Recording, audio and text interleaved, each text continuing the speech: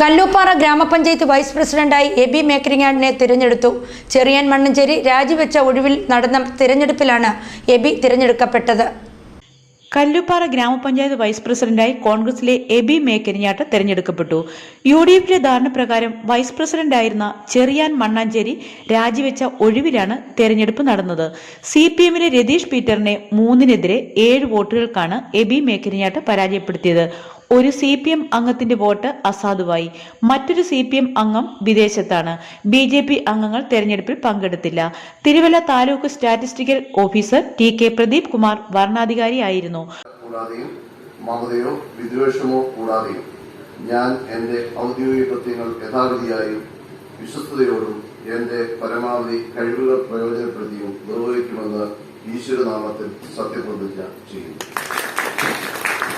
Congress Mallappally block പ്രസിഡന്റും Mallappally housing cooperative bank vice പ്രസിഡന്റുമാണ് എബി മേക്കരിങ്ങാട്ട്.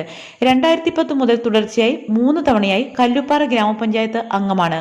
ക്ഷേമകാര്യ സ്റ്റാൻഡിംഗ് കമ്മിറ്റി, ആരോഗ്യ വിദ്യാഭ്യാസ സ്റ്റാൻഡിംഗ് കമ്മിറ്റി എന്നിവരുടെ ചെയർമാനായിരുന്നു. തുടർന്ന് നടന്ന അനുമോദന സമ്മേളനത്തിൽ പഞ്ചായത്ത് പ്രസിഡന്റ് ഗീത ശ്രീകുമാർ അധ്യക്ഷത വഹിച്ചു.